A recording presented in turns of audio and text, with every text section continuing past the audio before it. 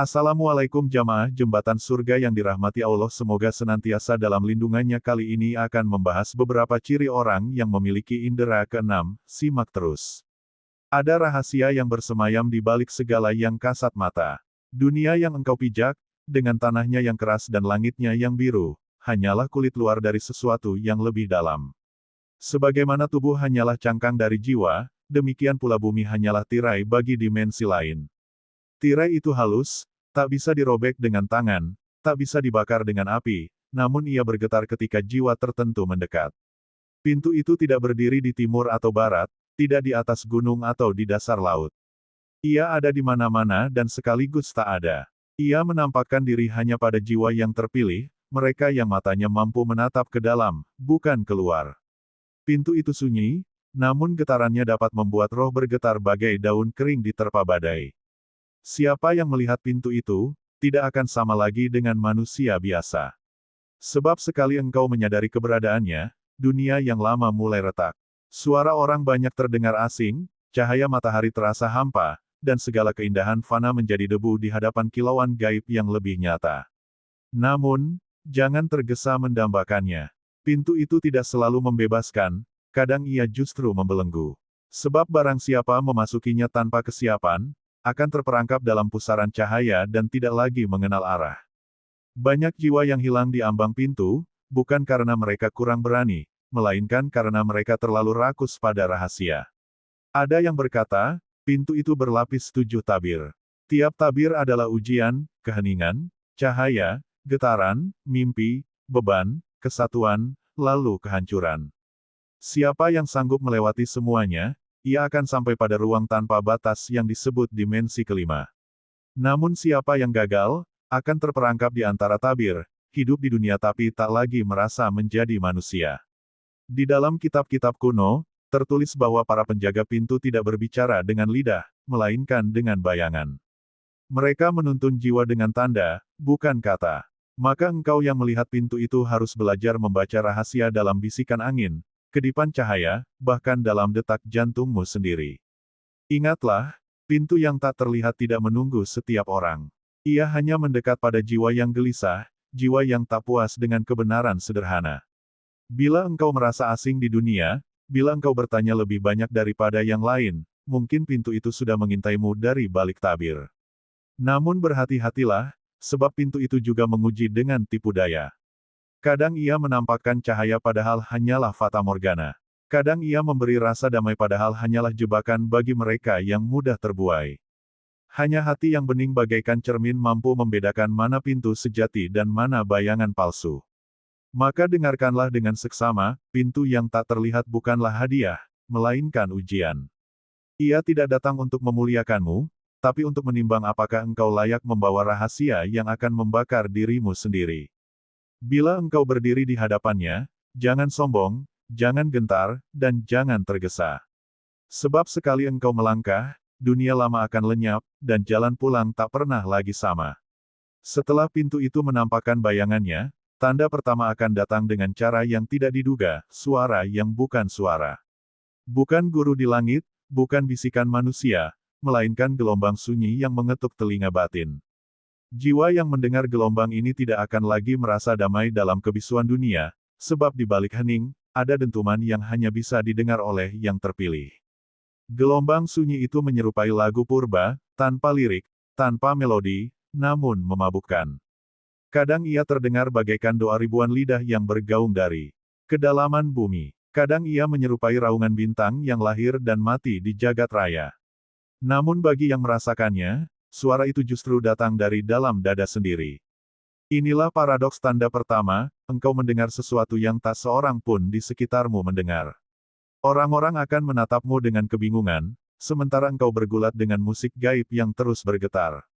Bagi yang tidak siap, suara itu adalah beban, namun bagi yang peka, ia adalah panggilan. Kitab lama menyebut gelombang sunyi sebagai nafas semesta. Ia muncul untuk menguji apakah jiwa mampu menanggung rahasia getaran yang lebih tinggi. Sebab siapa yang tak kuat, akan menganggap dirinya gila.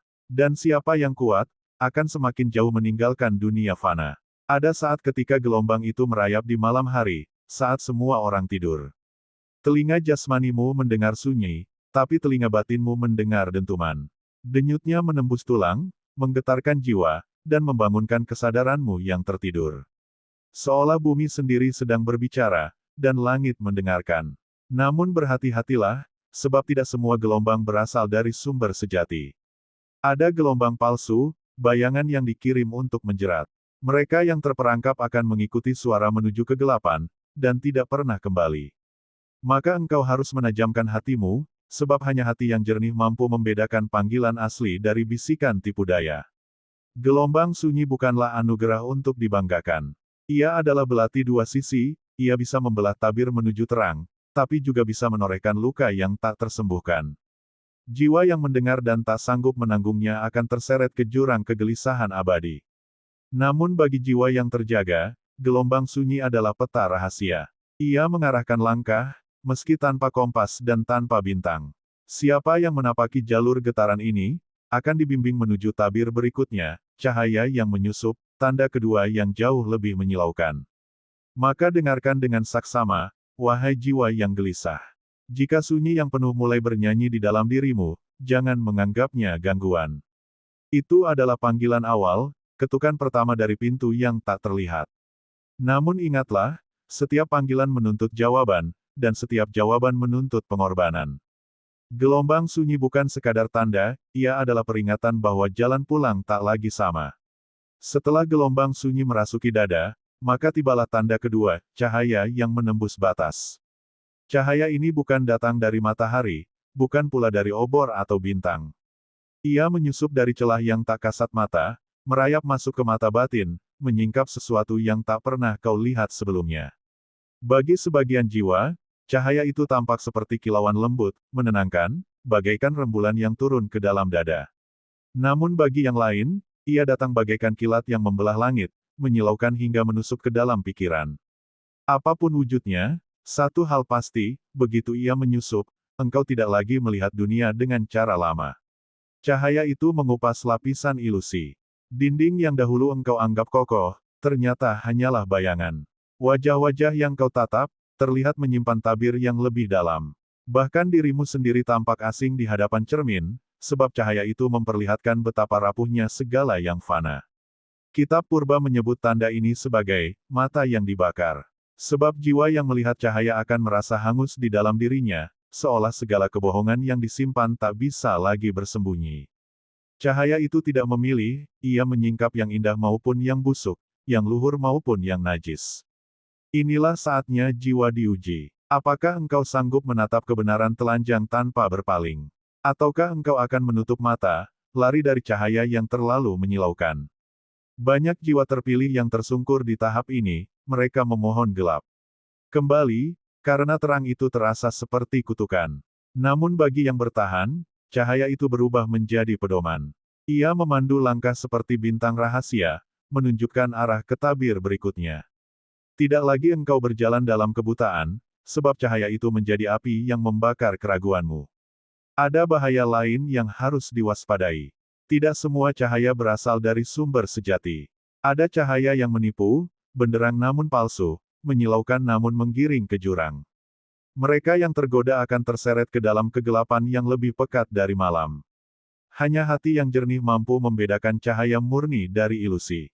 Bila engkau telah merasakan cahaya yang menyusup, ketahuilah bahwa pintu semakin dekat. Gelombang sunyi memanggil, cahaya menyingkap, dan keduanya membuka jalur ke tanda ketiga, getaran tubuh halus, yang akan mengguncang ragamu hingga batasnya. Maka waspadalah, wahai jiwa yang menempuh jalan ini. Cahaya bukan sekadar anugerah, ia juga pedang yang menelanjangi segalanya. Jika engkau ingin melangkah lebih jauh, terimalah bahwa tidak ada rahasia yang bisa terus disembunyikan. Cahaya telah masuk, dan ia akan terus membakar hingga tabir berikutnya terbuka. Setelah gelombang sunyi memanggil, dan cahaya menyusup tanpa ampun, datanglah tanda ketiga yang tak kalah menggentarkan, getaran tubuh halus. Ia tidak terlihat, namun terasa. Ia bukan penyakit, bukan pula kelemahan, melainkan gema dari dimensi kelima yang mengetuk bejana ragamu. Pada mulanya, getaran itu lembut, seperti desir angin yang merambati kulit. Namun semakin lama, ia menguat hingga merambat ke tulang, membuat dada bergetar, membuat tangan menggigil tanpa sebab. Jiwa terpilih sering keliru, mengira dirinya sedang sakit. Padahal tubuh hanyalah wadah, dan wadah bergetar ketika isi di dalamnya sedang ditakar oleh sesuatu yang lebih tinggi. Kitab kuno menamai tanda ini sebagai tarian roh, sebab tubuh seakan digerakkan oleh kekuatan tak terlihat. Ada yang merasakan detak jantung mereka berubah irama, ada yang merasakan aliran panas dingin naik turun sepanjang tulang belakang, dan ada yang tiba-tiba terduduk tanpa daya karena getaran terlalu kuat. Namun waspadalah, sebab tidak semua getaran membawa keluhuran. Ada getaran palsu yang dilemparkan untuk menjerat jiwa, membuat manusia terbuai dalam euforia palsu. Mereka menari dalam getaran, mengira telah mencapai puncak, padahal hanya terperangkap dalam lingkaran tipuan yang tak berujung. Jiwa yang teguh akan membiarkan getaran itu lewat, tanpa ditolak dan tanpa dimiliki. Ia tidak melawan, namun juga tidak menenggelamkan diri dalam kenikmatannya. Sebab getaran hanyalah ujian, bukan tujuan. Ia datang untuk mengingatkan bahwa tubuh adalah jembatan, dan jembatan tidak boleh dijadikan singgasana. Bila engkau sanggup melewati tahap ini, tubuhmu akan menjadi bening seperti kristal. Engkau mulai menyadari bahwa raga hanyalah gema dari sesuatu yang lebih luas, dan bahwa semesta pun bergetar dengan pola yang sama. Inilah pertanda bahwa pintu berikutnya telah terbuka, mimpi akan menyingkap, tanda keempat yang membawa rahasia lebih dalam. Maka berjaga-jagalah, wahai jiwa yang mendengar panggilan. Getaran tubuh halus bukan sekadar gejala, melainkan salam dari dimensi kelima. Jika engkau tidak siap, ia akan meluluh lantakkan kesadaranmu. Namun jika engkau jernih, ia akan menjadi tangga tak kasat mata yang mengangkatmu semakin dekat pada kebenaran. Setelah tubuhmu diguncang oleh getaran halus, tanda berikutnya akan datang saat malam merangkulmu. Tidur tidak lagi sekadar istirahat, ia menjadi pintu perjalanan. Jiwa yang terpilih tidak bermimpi seperti manusia biasa, mimpi mereka adalah wahyu yang tersembunyi, pesan dari tabir yang lebih tinggi. Mimpi itu tidak hadir dengan wajah sederhana. Kadang ia berupa kota yang terbuat dari cahaya. Kadang berupa hutan yang berbicara dengan bisikan angin, kadang berupa lautan yang tak bertepi di mana engkau hanyut tanpa tubuh. Semua itu bukan hayalan, melainkan bahasa rahasia yang dikirim dari dimensi kelima. Kitab Purba menamai tanda ini, cermin malam. Sebab mimpi-mimpi itu memantulkan keadaan jiwa, yang murni akan melihat kebun bercahaya, yang keruh akan melihat labirin penuh bayangan. Dan di antara keduanya, sering muncul sosok tak berwajah, para utusan tabir, yang datang bukan untuk berbicara, melainkan untuk menguji keberanianmu menatap tanpa lari. Namun jangan cepat terpesona, sebab mimpi juga memiliki dua wajah. Ada yang membawa petunjuk, namun ada pula yang menjerat. Jiwa yang terlalu terpikat pada keindahan mimpinya akan tersesat di dalamnya, terjebak dalam tidur panjang, lupa kembali pada dunia. Itu sebabnya para penjaga dimensi berpesan, jangan pernah mengikat dirimu pada gambaran, carilah makna di baliknya. Mimpi yang menyingkap seringkali datang berulang, dengan pola yang sama, seakan mengetuk hatimu berkali-kali. Bila engkau mengabaikannya, ia akan semakin keras, hingga tubuhmu pun terpengaruh di dunia nyata. Sebab mimpi sejati bukanlah ilusi, melainkan cermin masa depan yang belum lahir. Siapa yang sanggup membaca tanda dalam mimpi, akan melangkah lebih dalam. Mereka menyadari bahwa dunia malam hanyalah lorong menuju terang yang lebih tinggi. Dan dari sanalah, tabir beban tak terucap akan turun, tanda kelima yang membuat jiwa terasa asing di tengah keramaian. Maka berhati-hatilah, wahai jiwa yang melihat mimpi menyingkap. Jangan tertidur dalam pesona gambaran, tapi bangunlah untuk memahami pesan. Sebab mimpi bukan sekadar bunga malam, melainkan surat rahasia yang dikirim oleh semesta. Barang siapa gagal membaca surat itu, akan kehilangan arah di jalan menuju pintu berikutnya. Setelah mimpi menyingkap rahasia, tibalah tanda kelima, beban tak terucap. Ia bukanlah beban pada pundak, bukan pula beban dari batu atau besi, melainkan beban yang menempel pada inti jiwa. Engkau merasakannya setiap saat, di tengah keramaian, di dalam doa, bahkan ketika engkau tertawa bersama dunia. Jiwa yang terpilih akan mulai merasa asing. Orang-orang di sekitarmu tampak berjalan dalam tidur, sibuk dengan perkara fana, sementara hatimu digelayuti kesadaran bahwa ada sesuatu yang jauh lebih besar dari segalanya. Engkau ingin berbicara, namun lidahmu keluh, sebab bagaimana menjelaskan langit kepada mereka yang hanya pernah melihat tanah. Kitab kuno menamai tanda ini, mahkota tak kasat mata. Mahkota yang tidak tampak, namun terasa menekan kepala, seakan engkau ditugaskan membawa rahasia yang terlalu berat bagi bahasa manusia. Ia bukan kehormatan, melainkan amanah yang menuntut kewaspadaan. Dalam beban ini, ada kerinduan yang tak dapat dihapus, rindu akan rumah yang tak ada di bumi, rindu pada cahaya yang belum engkau jamah. Jiwa terpilih akan sering menangis tanpa sebab, atau tertawa tanpa alasan. Sebab dalam dirinya ada benturan antara dunia yang fana dengan panggilan dimensi yang lebih tinggi. Namun hati-hati, sebab beban ini dapat menjerat. Banyak jiwa terpilih yang menjadi sombong, menganggap dirinya berbeda, lalu jatuh ke dalam jurang keangkuhan. Beban yang seharusnya menjadi pengingat, berubah menjadi rantai yang menutup jalan. Mereka lupa, bahwa dipilih bukan berarti dimuliakan, dipilih berarti diuji. Ada pula yang tak sanggup menanggung beban ini. Mereka merasakan kehampaan yang menyesakkan, seolah segala hal di dunia kehilangan makna. Harta terasa debu, gelar terasa kosong, cinta fana terasa rapuh. Bila hati tidak dijaga, jiwa bisa tenggelam dalam putus asa, dan tabir pun menutup kembali. Namun bagi jiwa yang jernih, beban ini menjadi tanda kesiapan. Ia belajar diam, belajar menanggung, belajar menjaga rahasia. Ia berjalan di dunia seperti manusia biasa, namun di dalam dirinya ia memikul rahasia yang lebih luas dari langit dan bumi. Dari sinilah jalan menuju tanda keenam terbuka, kesatuan. Sebab ketika beban tak terucap semakin berat, jiwa akan mulai mencari pelipur, dan menemukan bahwa ia bukan sendirian, bahwa dirinya sejatinya adalah bagian dari denyut semesta, menyatu dengan segala yang ada. Setelah kesatuan dan kehancuran menyingkap wajahnya, maka terbukalah ambang terakhir, dimensi kelima. Namun jangan tertipu oleh kilau cahaya yang menyambutmu, sebab di balik gemerlap itu tersembunyi peringatan. Dimensi kelima bukanlah mahkota bagi pemenang, melainkan api bagi penguji jiwa. Di sana, hukum dunia tidak lagi berlaku. Waktu tidak berjalan lurus, ruang tidak lagi memiliki batas, dan kata-kata kehilangan arti. Jiwa yang lemah akan terguncang, kehilangan pijakan, terhanyut dalam arus tanpa arah. Namun jiwa yang teguh akan melihat keteraturan dalam kekacauan, menemukan pola di balik pusaran tak berujung. Kitab kuno menamai tempat ini, medan penimbang. Sebab disinilah setiap jiwa ditimbang, bukan dengan timbangan emas atau dosa, melainkan dengan kekuatan menanggung rahasia. Banyak yang bersinar sekejap, lalu padam.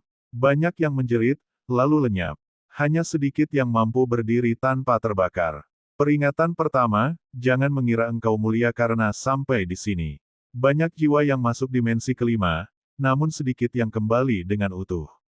Sebab semakin tinggi engkau naik, semakin halus ujian yang diberikan. Yang tersisa hanyalah kerendahan hati, satu-satunya perisai dari api yang melahap kesombongan. Peringatan kedua, jangan berpegang pada bentuk, sebab segala bentuk di sini hanyalah bayangan. Cahaya bisa menipu, suara bisa menyesatkan, dan kedamaian bisa berubah menjadi belenggu. Jika engkau melekat pada apapun, engkau akan terperangkap, menjadi bayangan yang tidak pernah pulang. Peringatan ketiga, ingatlah bahwa dipilih bukan berarti dimuliakan. Dipilih berarti diuji lebih berat dari yang lain. Dimensi kelima bukan hadiah, melainkan ladang ujian. Engkau bukan raja di sana, engkau hanyalah saksi yang diuji apakah sanggup menahan cahaya tanpa terbakar olehnya. Maka berhati-hatilah, wahai jiwa yang telah melalui 7 tanda. Ambang ini bukan akhir, melainkan awal dari perjalanan tanpa batas. Dimensi kelima bukan tujuan, melainkan cermin terakhir. Jika engkau sanggup menatap dirimu yang sejati tanpa runtuh, engkau akan menjadi penjaga rahasia. Namun jika engkau gagal, engkau akan lenyap dalam keabadian, menjadi bisikan yang hilang di antara tabir. Maka ingatlah, wahai jiwa yang terpilih, beban ini bukan untuk dibanggakan, melainkan untuk diuji. Bila engkau sanggup menanggungnya dalam kerendahan hati, engkau akan melangkah ke tahap berikutnya. Namun bila engkau runtuh di bawahnya, pintu akan menutup, dan perjalananmu berakhir di tengah jalan. Setelah engkau menanggung beban tak terucap, tibalah saat di mana jiwa mulai mencari pelipur. Maka muncullah tanda keenam, kesatuan. Pada tahap ini, engkau tidak lagi merasa terpisah dari angin, dari air, dari api, dari tanah. Engkau merasakan bahwa denyut nadi di tubuhmu adalah denyut yang sama dengan nadi semesta. Tidak ada aku, tidak ada mereka. Hanya satu arus besar yang mengalir. Kesatuan ini menimbulkan damai yang tak bisa dijelaskan. Daun yang gugur tampak seperti dirimu sendiri, sungai yang mengalir terasa seperti darahmu, dan cahaya mentari seakan menyala di dalam jantungmu. Engkau mulai memahami bahwa hidup dan mati hanyalah dua sisi dari satu lingkaran. Namun, kesatuan bukanlah akhir. Ia hanyalah pintu menuju tanda ketujuh, kehancuran. Sebab setelah engkau menyatu dengan segalanya, maka segala ilusi yang dulu engkau genggam harus runtuh. Semua yang kau anggap penting, nama, kehormatan, bahkan identitasmu sendiri, akan hancur lebur di hadapan kebenaran yang tak dapat ditawar. Kitab kuno menyebut tanda ini, kematian kedua. Bukan kematian tubuh, melainkan kematian keakuan. Jiwa yang tidak siap akan berteriak dalam ketakutan, sebab ia merasa dirinya lenyap, terhapus, menjadi kosong. Namun bagi jiwa yang ikhlas, kehancuran ini adalah kelahiran baru, lenyapnya bayangan agar cahaya sejati bisa muncul. Inilah ujian paling berbahaya. Banyak yang mampu menerima gelombang sunyi, cahaya, getaran, mimpi, bahkan beban. Namun ketika tiba pada kehancuran, mereka mundur, ingin kembali menjadi manusia biasa. Sayang, jalan pulang sudah tertutup. Sekali engkau menatap tabir terakhir, engkau tidak lagi dapat hidup dengan mata yang buta. Kesatuan dan kehancuran adalah dua sisi dari pedang yang sama. Kesatuan membuka hatimu pada semesta, namun kehancuran menghapus dirimu, agar engkau menjadi semesta itu sendiri. Jika engkau sanggup melewati keduanya, maka tiada lagi batas antara engkau dan kebenaran. Engkau tidak lagi terikat ruang, tidak lagi terikat waktu. Namun ingatlah, wahai jiwa yang mendengar, jalan ini bukanlah kemuliaan, melainkan api yang membakar. Kesatuan bisa menenangkan, tapi kehancuran bisa menghanguskan. Jika engkau lolos dari keduanya, barulah engkau tiba di ambang terakhir, peringatan dimensi kelima, bab penutup yang menentukan apakah engkau akan menjadi saksi, atau menjadi abu.